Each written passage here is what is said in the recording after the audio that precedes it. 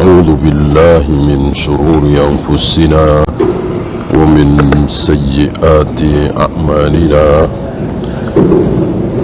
من يهده الله فلا مضل له ومن يضلل فلا هادي له أشهد أن لا إله إلا الله وحده لا شريك له وأشهد أن محمدا عبده ورسوله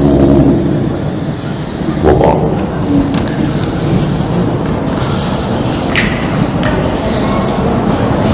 Terakhir kita bahas tentang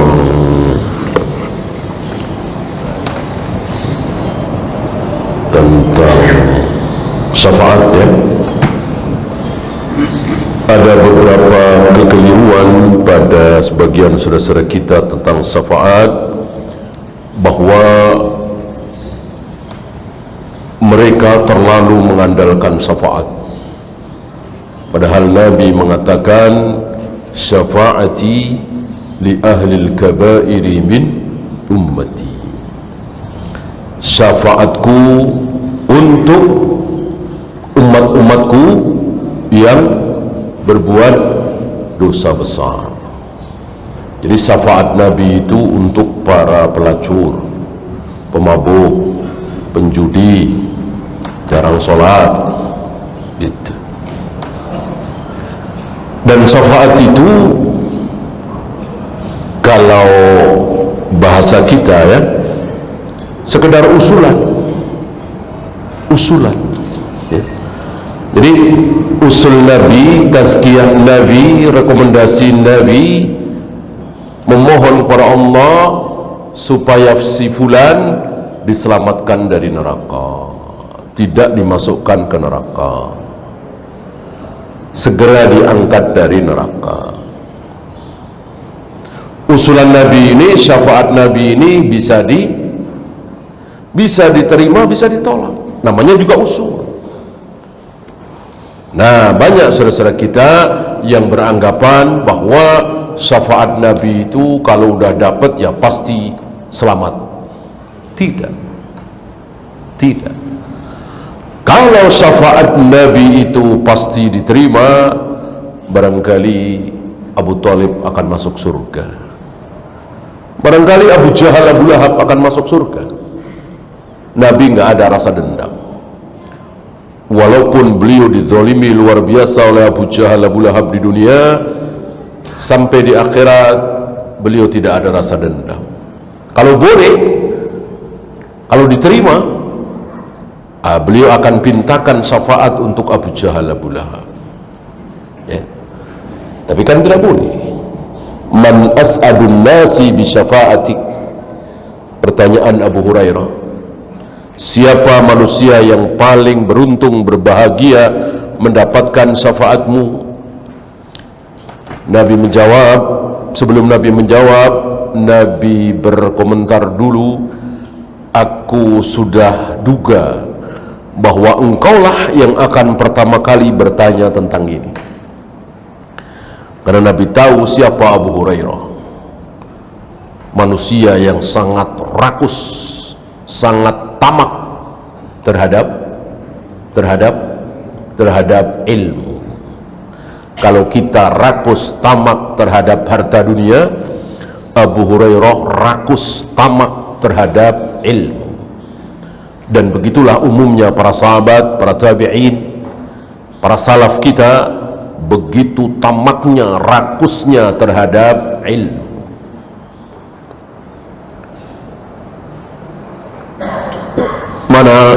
Maka kemanapun Nabi berada diikuti oleh Abu Hurairah.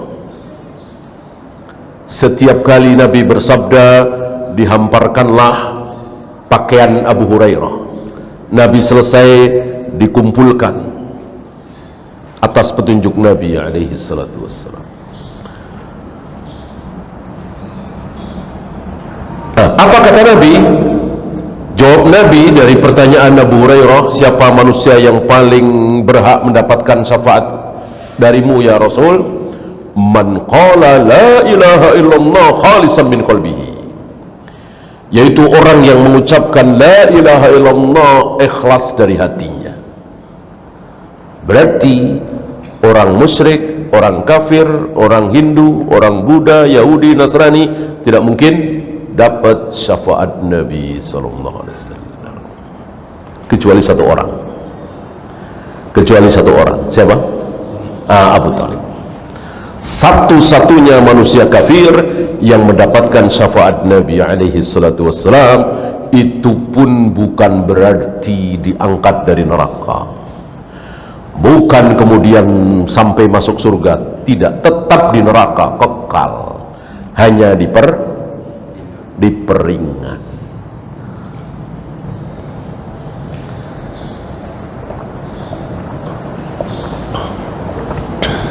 Ya, kita tinggalkan tentang syafaat. Kita masuk pasal ke-22. Wal imanu bis-sirat,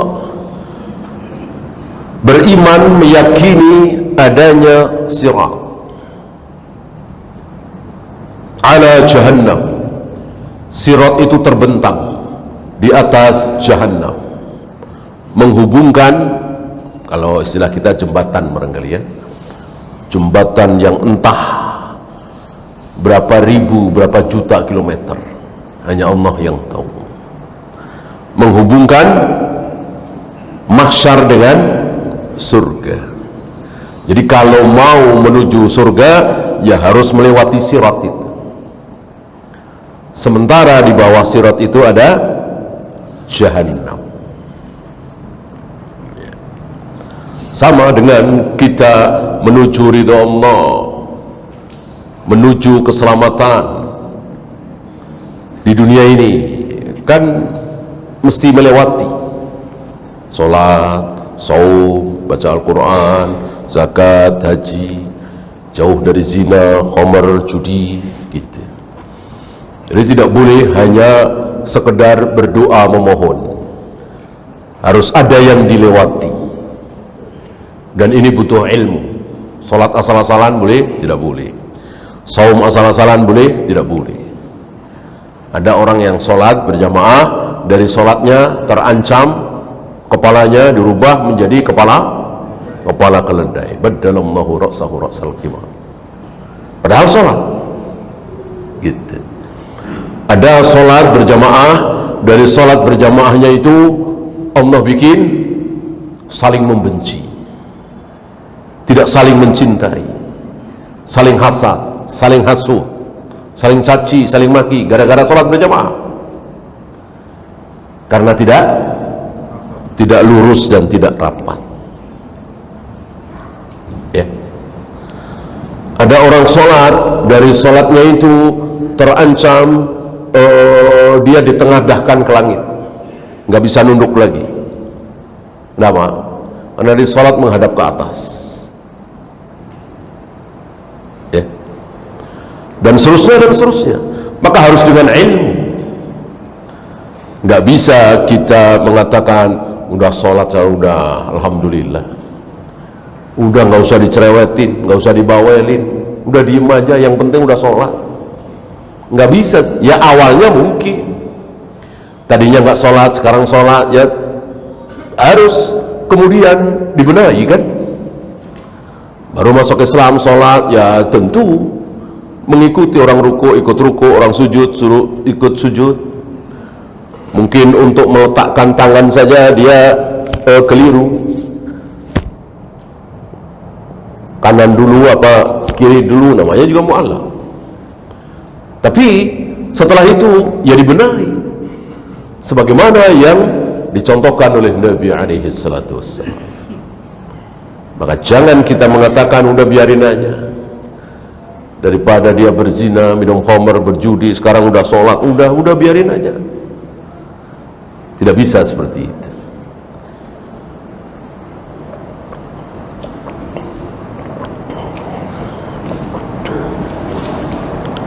Nah, Yahudi Nasrani beribadah,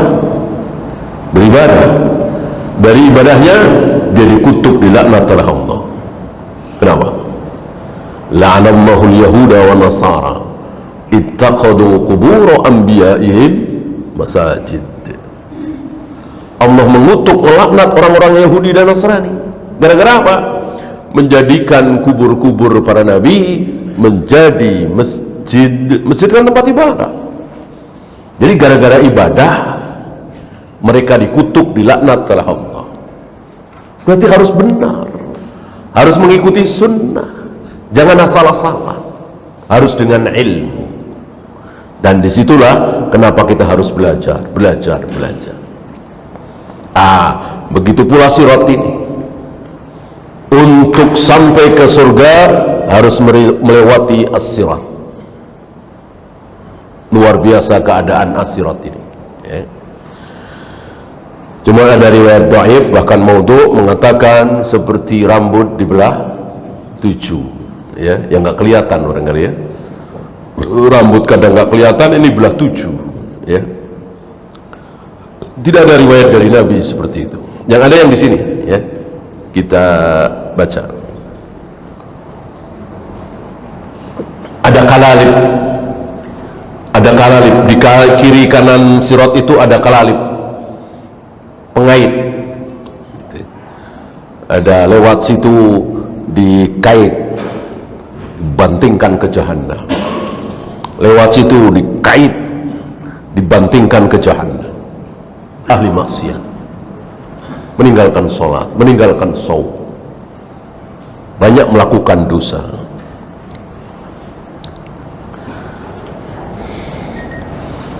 Ya'khudhu siratu man sya'allah. Ini dia. Sirat itu mengambil siapa saja.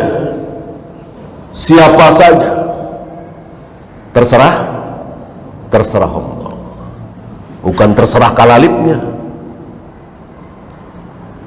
Kalalib itu ya sama dengan malaikat, semuanya menunggu perintah Allah.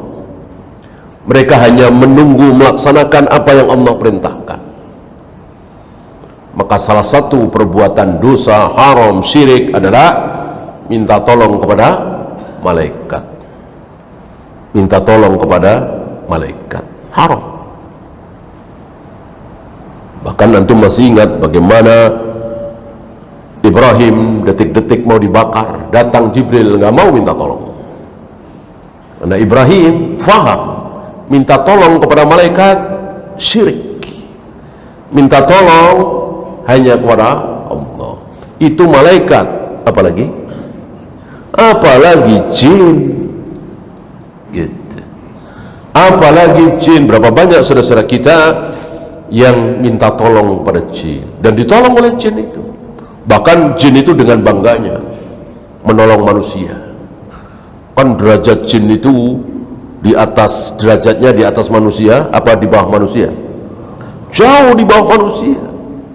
Tiba-tiba dimintai tolong oleh manusia, besar kepala mereka, bangga sekali. Dan itulah dosa, itulah haram. Banyak saudara-saudara kita, oh yang ilmu ini, ilmu itu. Justru minta tolong kepada sesama manusia boleh apa tidak? Boleh. Minta tolong bikinin kopi sama istri, minta tolong belikan makanan sama pembantu kita, tidak syirik, tidak haram, karena tidak gaib. Kalau jin kan gaib, tidak berada di hadapan kita. Begitu pula malaikat, sama dengan Allah, tidak berada di hadapan kita. Maka kita hanya boleh meminta, memohon pertolongan kepada Allah saja, ya. Dan mudah sekali. Antum jangan heran melihat orang-orang yang bermain sihir jin seperti itu. Mudah, sangat mudah. Yang penting berani, yang penting berani berbuat dosa. Semakin besar dosanya, semakin semangat jin itu, setan itu, iblis itu membantu kita. Dosa terbesar tentu syirik.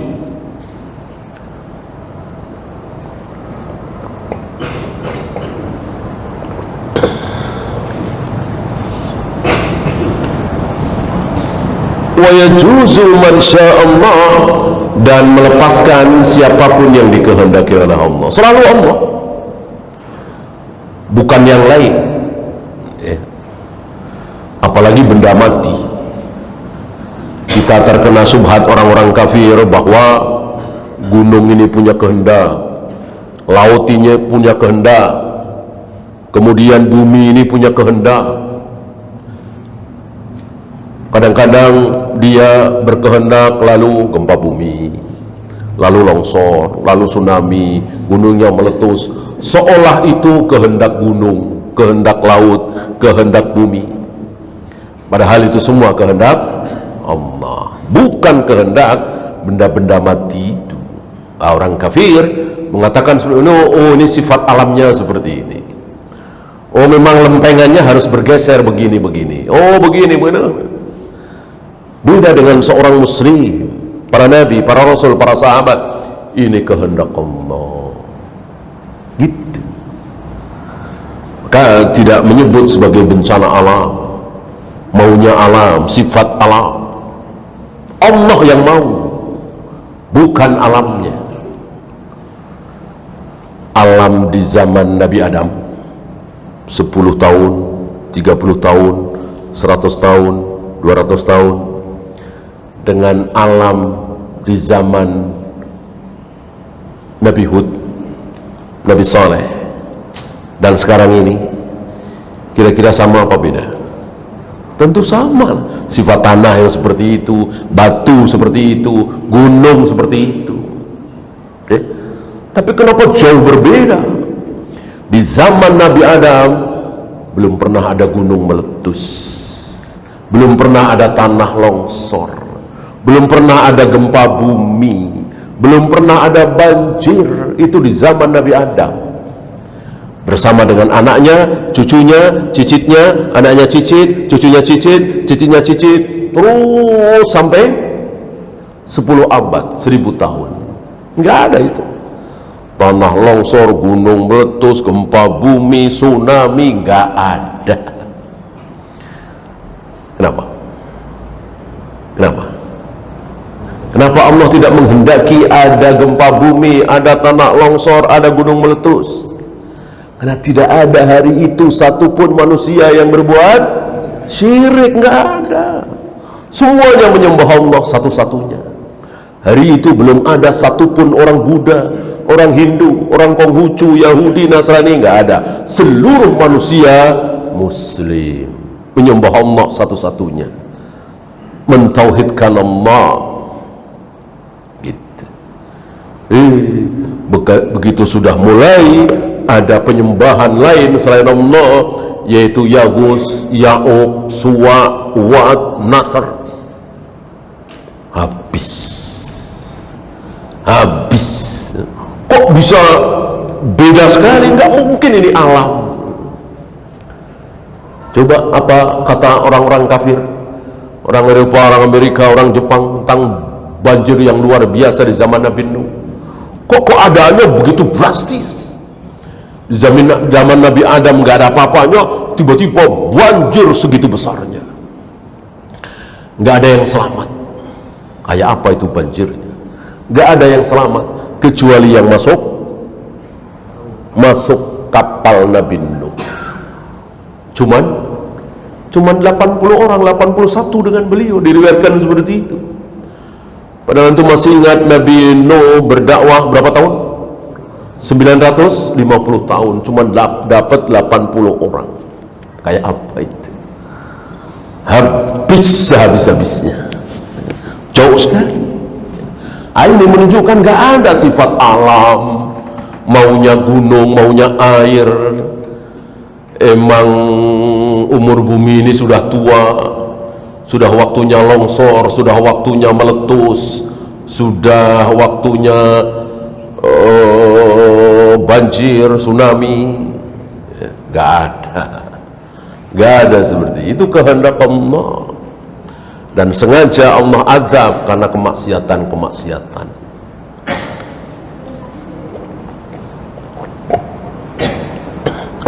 Kadang Allah semakin tampakkan. Mungkin mungkin 7 tahun yang lalu ya, 8 tahun yang lalu ya, di mana itu, Donggala ya, kan ada apa sebelum itu kan, sampai tanah berjalan lebih dahsyat dari sekedar gempa bumi ya. Habis itu perkampungan, insya Allah antum tahu ada apa di situ sebelumnya ya.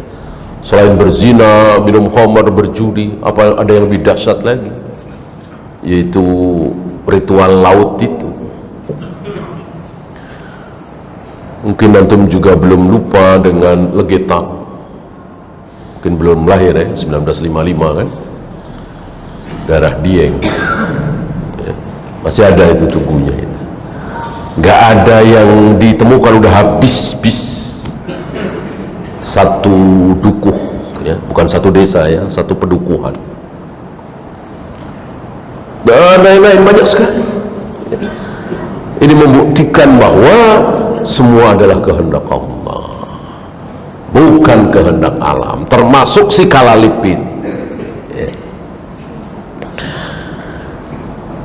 Wa yaskutu fi jahannama man sya'allah, dan jatuhlah ke dalam jahanam itu siapa? Siapa? Orang-orang yang dikehendaki oleh Allah. Jadi betul-betul nggak ada yang keluar dari kehendak Allah. Dikehendaki jatuh, jatuh, dikehendaki selamat, selamat. Allah menghendakinya waktu itu apa dari sekarang? Allah menghendakinya waktu itu.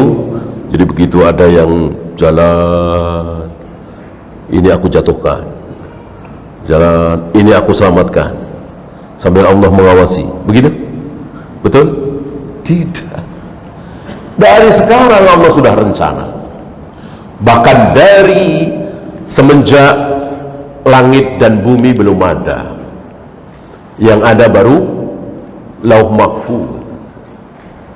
Allah catat di situ, si A selamat, si B selamat, si C nggak selamat, si D nggak selamat. Oke. Kehendak Allah itu azali, bukan tiba-tiba. Kalau kita kan tiba-tiba nih, kita punya rencana, berubah di tengah jalan, itulah kita. Allah tidak. Hal yang kecil seperti ini, antum duduk sebelah sini, si A duduk sebelah sini, si B duduk sebelah sini, Allah sudah rencanakan apa belum? Sudah. Ini kan nggak ada hubungannya dengan pahala dan dosa kan, duduk di sini, duduk di situ, Allah telah rencanakan. Apalagi si A jatuh, si B enggak, si C enggak, si D jatuh, Allah sudah rencanakan. Gak ada yang keluar dari rencana Allah. Ini kita bicara tentang ilmu Allah yang sempurna.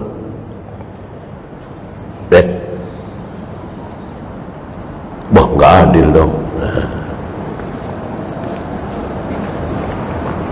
Zalim dong. Lahir belum, diuji belum, didakwai belum, sudah Allah rencanakan dia masuk surga, dia masuk neraka. Nggak adil dong. Iya, nggak adil. Kalau keadilan itu minta izin dengan akal kita, nurani kita, mungkin. Keadilan Allah tidak minta izin dengan akal kita. Allah berbuat seperti itu dan Allah adil, karena Allah maha adil. Bukan sekedar maha adil, yang menciptakan keadilan siapa? Allah. Bahkan kata-kata adil itu, adil kan bukan bahasa Indonesia kan? Adil bahasa apa? Bahasa Arab. Bahasa Arab masuk ke dalam bahasa Indonesia. Bahasa Arab yang masuk ke dalam bahasa Indonesia nggak kehitung. Bahkan ahli bahasa Arab dan orang Indonesia yang ahli bahasa Arab ya, itu berani mengatakan 50% lebih. Luar biasa ya. Ini semakin menunjukkan bahwa di negeri kita ini dulu pernah ada, di negeri kita ini, Indonesia ini, beberapa ratus tahun yang lalu pernah ada daulah Islamiyah, itu pernah ada bahasa Arab. Ya, sejarahnya aja ditutup. Jadi kayaknya sebelum Belanda datang itu adanya animisme, dinamisme, Buddha, Hindu. Padahal ada negeri Islam di sini. Ya. Ada daulah Islamiyah, ada bahasa Arab. Kalau tidak, nggak mungkin bisa 50% lebih. Ya DPR, MPR bahasa Arab semua kan. Ad-Diwan, Al-Musyawarah, Al-Wakil, Rakyat, Ra'iyah, bahasa Arab semua. Dari titik, nokta, saham, as-sahmu, sahmun, bahasa Arab.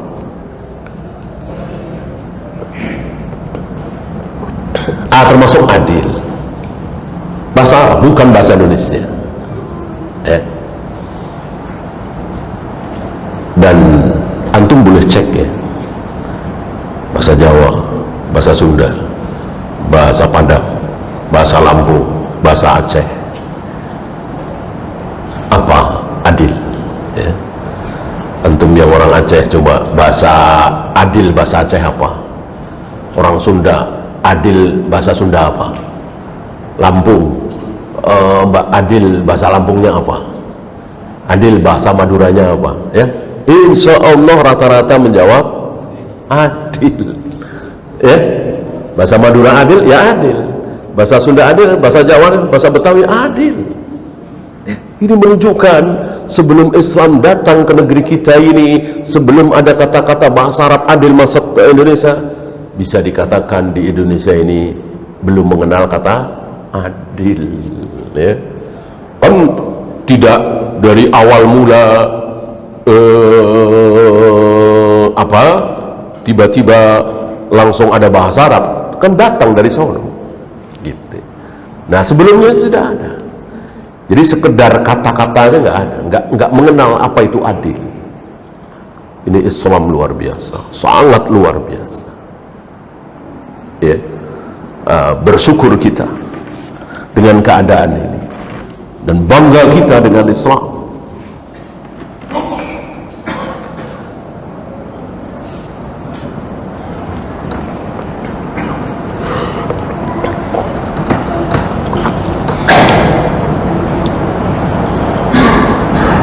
Allah Maha Adil, tapi sekali lagi adilnya di sini menurut Allah, bukan menurut akal kita.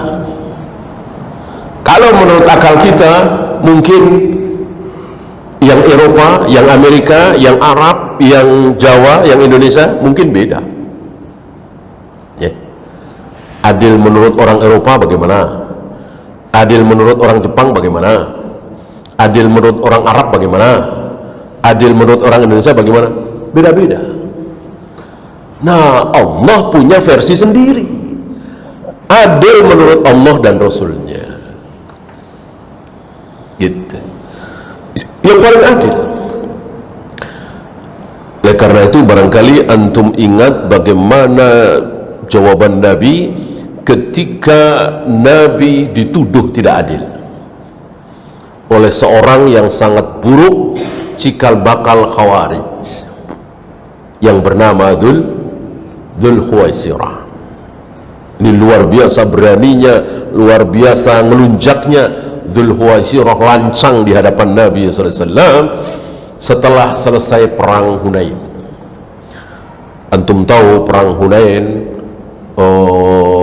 kaum muslimin mengandalkan jumlah yang luar biasa. Kan perang Hunain ini setelah Fatuh Mekah. Dalam Fatuh Mekah ini kan orang-orang berbondong-bondong masuk Islam. Yadkhuluna fi dinillahi afwaja. Berbondong-bondong masuk Islam. Kalau dulu satu, mungkin dua, boleh berbondong-bondong. Entah berapa ribu. Nah, begitu perang Hunain, kaum muslimin dalam jumlah yang banyak luar biasa, belum pernah sebanyak itu. Nah, sementara suku Hawazin itu sedikit. Idz a'jabakum kasratukum. Ketika kalian bangga dengan jumlah kalian yang banyak. Allah porak-porandakan. Allah bikin kaum muslimin terjepit, seolah itu hujan tombak, hujan panah mengenai Rasul dan para sahabat. Karena kaum muslimin mengandalkan jumlah yang banyak. Allah nggak suka. Allah nggak suka. Allah maunya mengandalkan kekuatan Allah. Sama dengan Umar. Umar pernah mengatakan ketika Sa'ad bin Abi Waqqas berdoa menjelang perang, menjelang jihad. Apa kata Umar? Doanya Sa'ad lebih aku andalkan, lebih aku banggakan, lebih aku harapkan daripada 100 pasukan kaum muslimin yang berkuda. Ini kekuatan yang besar sekali, 100 pasukan berkuda untuk ukuran hari itu. Aku tidak membanggakan itu. Aku tidak terlalu berharap. Justru doanya Sa'ad bin Abi Waqqas yang aku harapkan. Karena Umar tidak lupa dengan doa Nabi, Allahumma saddid ramyatahu wa ajib da'watahu. Ya Allah, tepatkan sasaran anak panah Sa'ad bin Abi Waqqas dan kabulkan doa Sa'ad bin Abi Waqqas. Ya. Hampir-hampir tidak pernah Sa'ad bin Abi Waqqas melepaskan anak panah meleset. Hampir-hampir tidak pernah. Dan hampir-hampir tidak pernah Sa'ad bin Abi Waqqas berdoa kok tidak dikabulkan. Inilah Umar. Ya. Nah, akhirnya menang setelah Nabi berteriak, aku Rasulullah, aku Muhammad, aku anaknya Abdul Muttalib. Maka para sahabat menuju ke suara itu, berkumpul di sekitar Nabi. Akhirnya Allah berikan kemenangan. Nah, setelah perang Hunain ini, kaum muslimin mendapatkan ghanimah yang luar biasa, banyak sekali. Nah, ada yang dibeli banyak sekali, 100 ekor unta, Aqra bin Habis, yang Muawiyah dibeli. Ada yang diberi sedikit oleh Nabi, bahkan ada yang tidak diberi. Menyaksikan ini, seorang yang sangat lancang bernama Dzul Huwaisirah mengatakan, i'dil ya Muhammad, fa inna hadhil kismah la yubtagha bihi wajhullah. Berbuat adillah ya Muhammad, pembagian rampasan perang ini tidak adil, tidak berharap ridha Allah. Nabi sempat diam sesaat, kemudian Nabi menjawab, apa? Faman ya'dil idza lam ya'dilillahu wa rasuluh. Kalau Allah dan Rasulnya dibilang tidak adil, siapa yang bisa berbuat adil? Gak ada yang bisa berbuat adil, gak ada keadilan di muka bumi ini kalau Allah dan Rasulnya dibilang tidak adil. Dari sini kita semakin faham bahwa adil adalah milik Allah dan Rasulnya. Apapun ketetapan Allah dan Rasulnya pasti adil, walaupun tidak sesuai dengan logika kita, pendapat kita, nurani kita. Ya seperti warisan.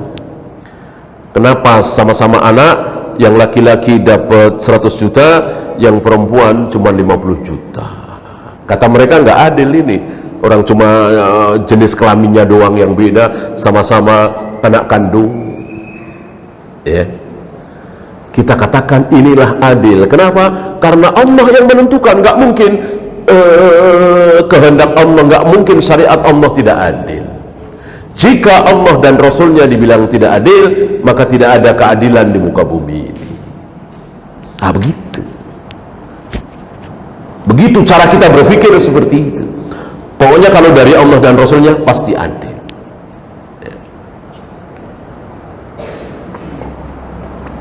Termasuk ketika Allah merencanakan, taruhlah yang berkumpul di sini, ya, si A ini akan selamat di Sirat, si B selamat, si C tidak, si D selamat, si E, si F tidak. Terserah Allah. Allah yang menciptakan kita. Mau Allah apakan kita ini terserah Allah. Ya, nggak usah pakai ujian lah. Ya. nggak usah pakai ujian. Misalnya begini nih, Allah menciptakan Fir'aun, taruhlah dengan kedua tangannya gitu ya, diciptakan ya. Dari nggak ada Fir'aun, belum lahir Fir'aun misalnya ya, Allah ciptakan Fir'aun. Begitu Allah ciptakan Fir'aun, langsung Allah masukkan ke Jahannam. Allah ciptakan Abu Jahal, Abu Lahab. Begitu jadi ya, semenit 2 menit jadi, Allah masukkan ke Jahannam. Lalu Allah ciptakan Abu Bakar, Umar, udah jadi, Allah masukkan ke surga. Berhak nggak kira-kira Allah? Berhak nggak? Ya berhak, orang bikin sendiri. Mau diapakan terserah Allah. Emang ada Tuhan lain selain Allah? Nggak ada. Ada kekuatan lain selain Allah? Nggak ada, terserah Allah. Ya, kita semua ini terserah Allah. Nah, muncul kesombongan kita, nggak adil dong. Nggak adil gimana? Emang yang bikin siapa? Kalau yang ada Tuhan lain menciptakan Fir'aun, diambil oleh Allah, Fir'aun masukkan ke neraka, baru tidak adil. Kan nggak ada Tuhan lain yang menciptakan Fir'aun dari ujung rambut sampai ujung kaki, yang menciptakan Abu Jahal, Abu Lahab dari ujung ke ujung. Allah, tidak ada yang lain. Lalu Allah masukkan ke neraka, ke Jahannam, ya terserah Allah. Ya. Allah ingin menunjukkan keadilan Allah di hadapan semua manusia, maka jadilah Fir'aun didatangi Nabi Musa, diberi kesempatan lah, diberi kesempatan. Diajak oleh Nabi Musa untuk beriman, untuk menyembah Allah satu-satunya, jangan mengaku sebagai Tuhan. Malah marah, malah ngejar-ngejar Nabi Musa dan seterusnya ya. Itu tambahan ya. Intinya dari awal mula Allah sudah merencanakan ya. Bukan Allah nggak tahu menahu, pokoknya saya ciptakan Fir'aun, saya ciptakan Musa sebagai nabi, Fir'aun bukan nabi, nanti Musa mendakwai Fir'aun, saya tunggu, aku tunggu, kata Allah misalnya ya. Kalau Fir'aun menerima ajakan Nabi Musa menyembah aku masukkan surga. Kalau Fir'aun tidak mau, aku masukkan neraka, saya tunggu ya. Jadi nggak tahu gitu. Apa begitu? Tidak ya. Apa yang akan diucapkan oleh Fir'aun di hadapan Musa, apa yang menjadi kelakuan Fir'aun di zaman Nabi Musa, Allah sudah tahu dari Fir'aun masih bayi, bahkan dari Fir'aun sebelum lahir. Karena Allah maha tahu, nggak ada yang belum diketahui oleh Allah. Selain mengetahui ya 4 tadi ya, 4 rukun takdir, insya Allah nanti akan sampai ya. Selain katanya sudah dicatat. Allah bukan sekedar tahu, tapi dicatat ya. Nanti Fir'aun akan mengatakan, ana rabbukumul a'la, akulah Tuhan kalian yang maha tinggi. Sudah dicatat kata-kata itu oleh Allah di Lauh Mahfuz ya. Nanti Fir'aun akan mengejar-ngejar Nabi Musa dan Bani Israel, nanti akan tenggelam di Laut Merah. Semuanya sudah dicatat, sudah diketahui, sudah dicatat, sudah dikehendaki. Nggak mungkin di luar kehendak Allah, dikehendaki masyiah. Terakhir sudah diciptakan. Jadi perbuatan Fir'aun, perbuatan Nabi Musa, perbuatan kita semua adalah ciptaan Allah. Wallahu khalaqakum wa ma ta'malun. Allah lah yang telah menciptakan kalian dan menciptakan pula perbuatan kalian. Jadi perbuatan kita ini Allah yang menciptakan. Kita bisa sholat, kita bisa saum, kita bisa jihad, kita bisa sedekah, itu semua ciptaan Allah, bukan ciptaan kita. Maka gimana kita mau sombong, menyombongkan sholat kita, saum kita? Orang itu ciptaan Allah. Yang ada kita bersyukur ya. Maka jangan sampai antum beranggapan Allah melihat, Allah nonton orang-orang yang melewati sirat itu. Lalu dengan tiba-tiba ini aku jatuhkan, ini aku selamatkan. Tidak seperti itu. Dari sekarang Allah sudah merencanakan.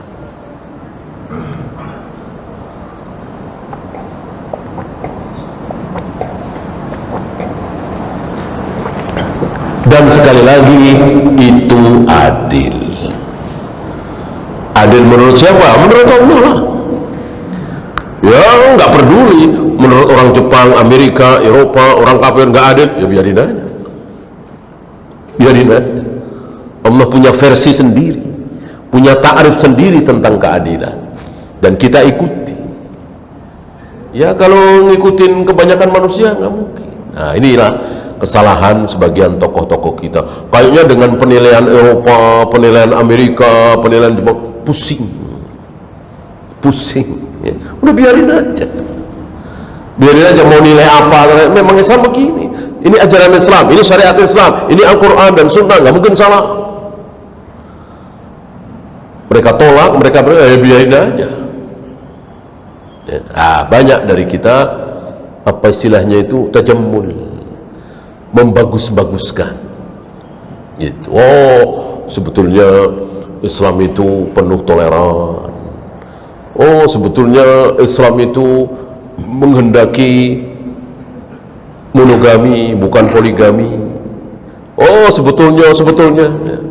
Nggak perlu. Islam begini ya. Terima terserah, enggak ya sudah. Sebagaimana para nabi, para rasul, para sahabat, para tabi'in berdakwah seperti tidak memaksakan diri. Mau silahkan, enggak mau sudah. Ya tinggal bawaan kita aja sopan, ramah, jangan ada bohong-bohong gitu. Adapun isi jangan ditambah, jangan dikurang. Haram katakan haram, batil katakan batil, halal katakan halal. Memang halal. Ya budak dijual halal, beli budak kalau ada halal. Islam yang menghalalkan.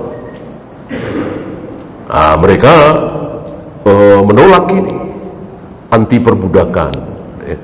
Tidak ada satupun ayat, tidak ada satupun hadis yang mengharamkan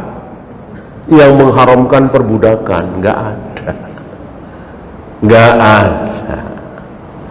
Illa ala azwajihim aw ma malakat aymanuhum.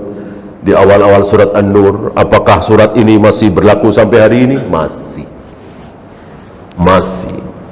Bahwa kita disuruh memerdekakan budak, betul, pahala besar itu, betul sekali.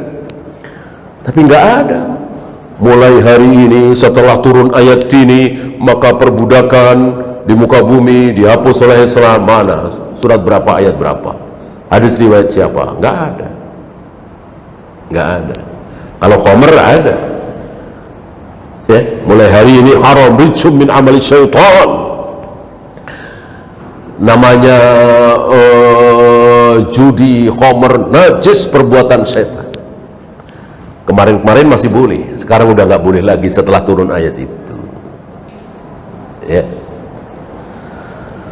Adapun perbudakan nggak ada. Satupun, bahkan ayat-ayat, hadis-hadis menunjukkan memperbolehkan, seperti tadi surat An-Nur tadi, bahwa haram kita melampiaskan syahwat birahi, haram, tidak boleh, dosa. Kita punya syahwat birahi, kita lampiaskan, nggak boleh. Illa ala azwajihim aw ma malakat aymanuhum, kecuali terhadap istri-istri kalian dan budak-budak perempuan kalian. Apakah ayat ini masih berlaku sampai hari ini? Masih. Ya cuman kebetulan aja sedang tidak ada budak. Nanti akan ada lagi. Nggak mungkin sabda Nabi omong kosong. Nggak mungkin sabda Nabi tidak menjadi kenyataan. Nanti akan ada lagi, entah tahun berapa. Dan kaum muslimin yang akan memperbudak, bukan kaum muslimin yang jadi budak. Ya silakan adzan dulu. Wassalamualaikum warahmatullahi wabarakatuh. Wa akhiru da'wana alhamdulillahi rabbil alamin. Alhamdulillah, salatu wassalamu ala rasulillah, la hawla wa la quwwata illa billah. Kita lanjutkan, masih ada sedikit. Walahum anwarun, dan orang-orang yang melewati sirat itu punya cahaya, dan tidak ada penerangan, gelap gulita. Cahayanya itu dari mereka sendiri, ala qadri imanihim, berdasarkan kadar keimanan, ketakwaan mereka masing-masing. Gitu. Ada yang cahayanya itu sejauh mata memandang, ya, dengan santainya, dengan nikmatnya, dengan cepatnya dia berjalan. Ada yang seperti kuda lari cepat, ada yang seperti angin kencang, ada yang seperti pelari cepat, ada yang seperti berjalan saja, ada yang merangkak, bahkan ada yang ngesot, berjalan dengan perutnya, tapi sampai, ya. Nah, begitu pula cahaya. Ada yang cahayanya sejauh mata memandang, ada yang beberapa meter saja. Tentu dia nggak berani kencang. Ada yang cahayanya itu seujung kaki, seujung kuku kaki. Ya, bayangkan. Jadi beberapa senti di depannya.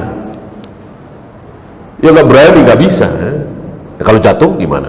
Maka pelan sekali melewati itu, sambil melihat cahayanya begitu redupnya, begitu kecilnya, istilah kita mungkin kayak kunang-kunang.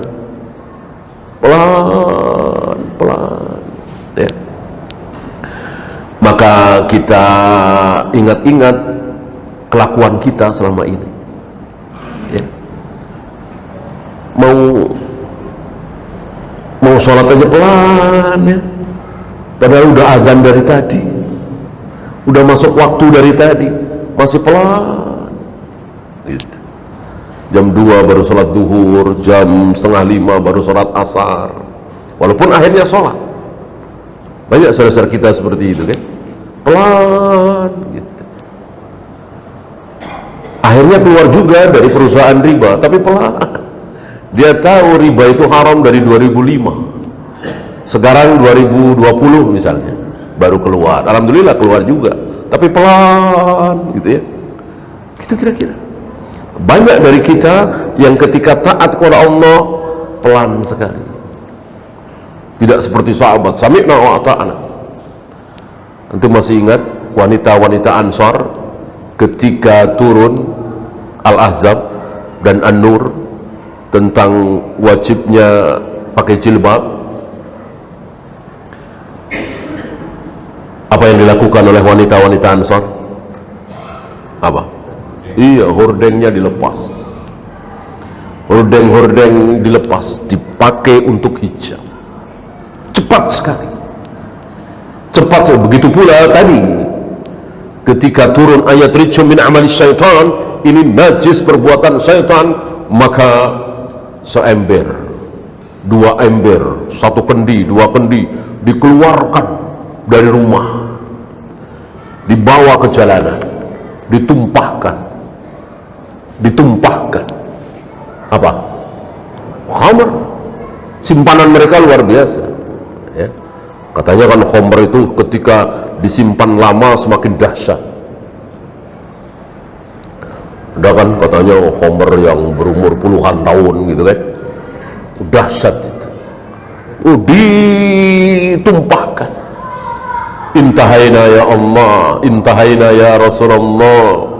Cukup sampai di sini ya Allah, cukup sampai di sini ya Rasulullah. Langsung berhenti, nggak nunggu-nunggu,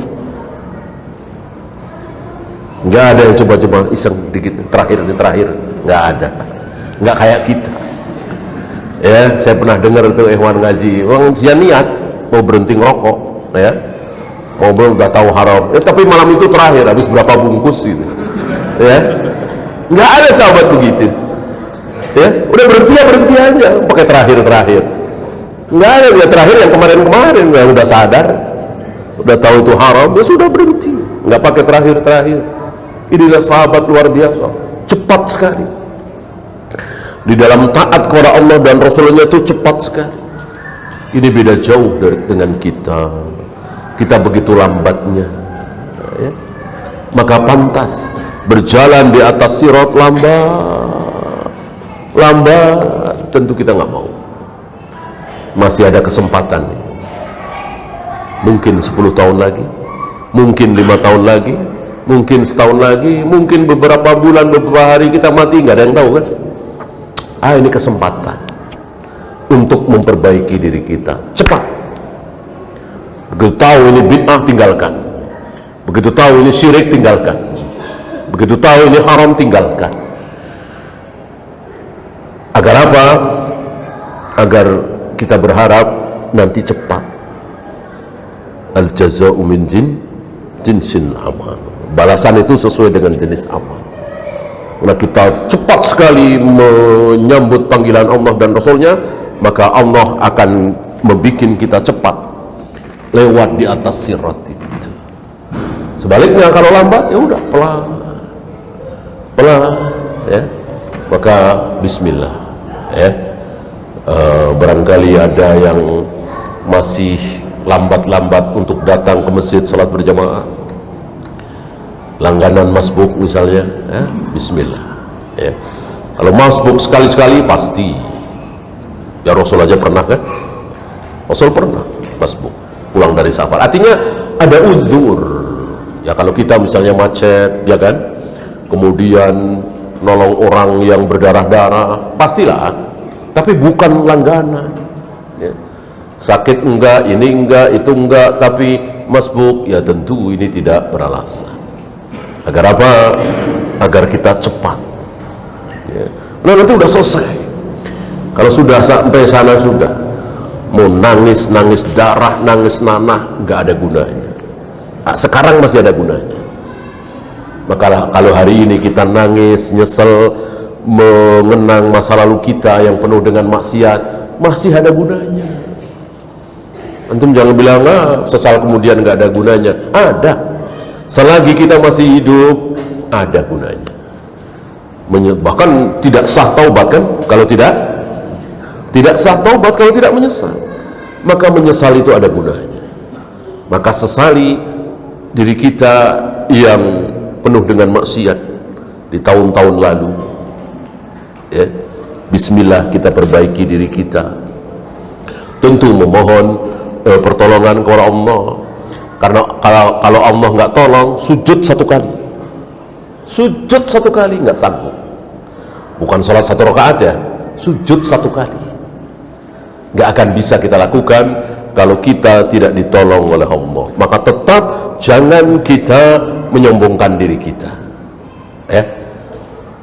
Saya kuat, saya berazam, saya ulet, saya azamnya kuat. Jangan. Tanpa pertolongan Allah mustahil, ya. Lihat para nabi, para rasul masih minta tolong kan. Allahumma a'inni ala zikrika wa syukrika wa husni ibadati, masih minta tolong. Ya, waktu habis, kita akhiri. Subhanakallahumma bihamdika asyhadu an la ilaha illa anta astaghfiruka wa atubu ilaik. Assalamualaikum warahmatullahi wabarakatuh.